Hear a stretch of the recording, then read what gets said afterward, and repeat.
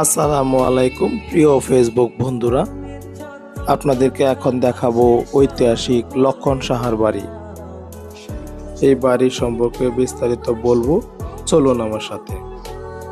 লক্ষণ সাহা জমিদার বাড়ির ইতিহাস গড়ে উঠেছে বাংলার মুঘল ও ঊনবিংশ শতাব্দীর উত্তরণ সময়ের প্রেক্ষাপটে, যখন জমিদারি প্রথা ছিল অর্থনৈতিক ও সামাজিক কাঠামোর একটা গুরুত্বপূর্ণ স্তম্ভ। এই বাড়িটি নরসিংদীর পলাশ উপজেলার ডাঙ্গা এলাকায় অবস্থিত এবং স্থানীয়ভাবে উকুলবাড়ি নামেও পরিচিত।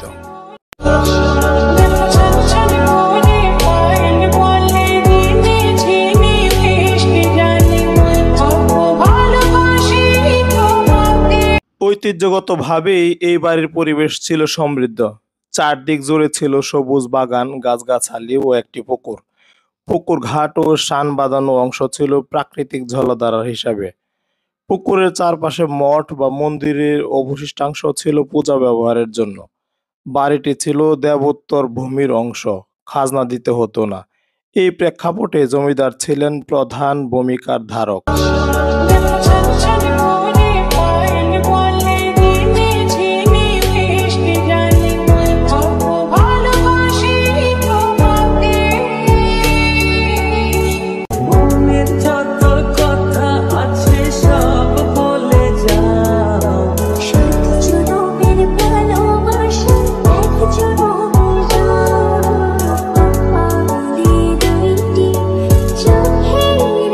চলুন বাড়ির ভিতরকার অংশটা দেখাই।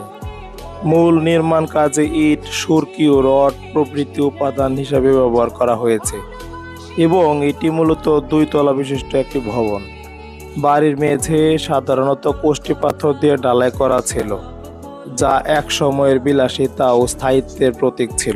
লক্ষণ সাহার জমিদার বাড়ি এক সময় ছিল ঐশ্বর্য, সংস্কৃতি ও স্থাপত্যকলার এক জীবন্ত নিদর্শন। এই বাড়ি এবং এর মালিকানাধীন জমিদারি এলাকাটি এক সময়ে ছিল নরসিংদী অঞ্চলের অর্থনৈতিক ও সামাজিক কেন্দ্র। কিন্তু সময়ের স্রোতে জমিদারি প্রথার বিলুপ্তি, রাজনৈতিক অস্থিরতা ও উত্তরাধিকারীদের মধ্যে মতবিরোধের কারণে লক্ষণ সাহার জমিদারি ধীরে ধীরে বিলীন হয়ে যায়। সারি সারি তাল গাছ সহ ভিউটা অত্যন্ত চমৎকার। যারা এখানটায় আসতে চান, যারা সবসময় ভ্রমণের দিকে মনোনিবেশ করতে চান, তাদের জন্য একটা অন্যতম গন্তব্যস্থল হতে পারে।